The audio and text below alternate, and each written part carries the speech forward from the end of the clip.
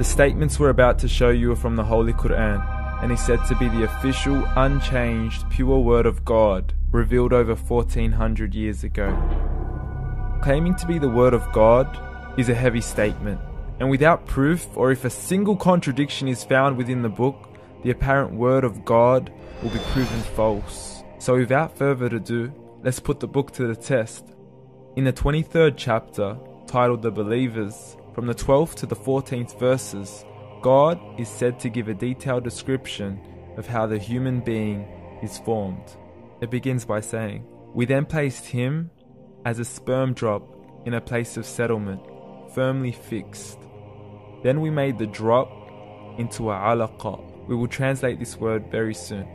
"And then we changed the alaqa into a lump. Then we made out of that lump into bones. And then we clothed the bones with flesh. Then we caused him to grow and come into being and attain the definitive human form."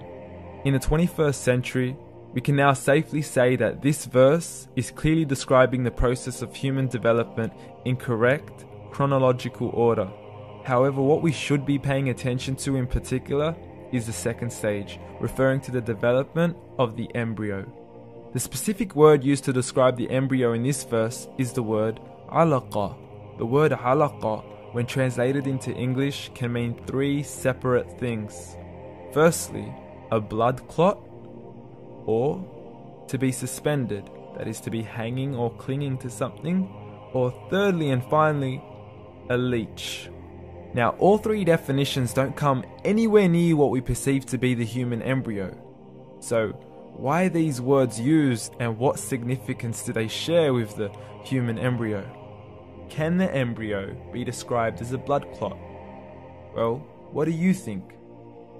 In the 3rd week of embryonic development, a tubular heart joins with the blood vessels to form a primordial cardiovascular system, and by the end of the 3rd week, the blood is circulating and the heart begins to beat on day 21. The first thing that comes to mind in regards to being suspended or hanging is the umbilical cord. But we can't use that example because we are simply referring to step 2, before the baby has even formed. But we now know today that the umbilical cord is formed from the connecting stalk, and the connecting stalk is formed as soon as the embryo is formed. The embryo's connecting stalk has even been described by John Allen and Beverly Kramer as an object to suspend the developing embryo in the extra-embryonic column.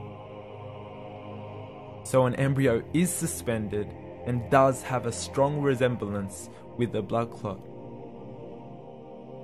What on earth would an embryo have to do with a leech?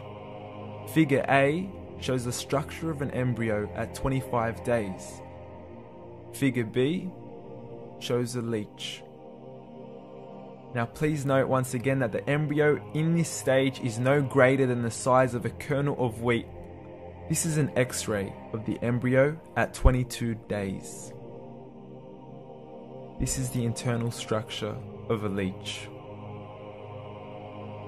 It's mind-blowing stuff, but you still haven't seen anything yet. This is the head of the embryo at 22 days. The detail you are seeing right now is absolutely impossible to be seen with the human eye and can only be seen with a microscope. This is the back end of a leech. There's no other words used to describe this other than mind-blowing. The pictures we have shown you are impossible to be seen with the human eye, or even to be predicted by the human mind. Once again, the verses we have shown you were revealed over 1400 years ago to a man who couldn't read nor write. Are these the words of God?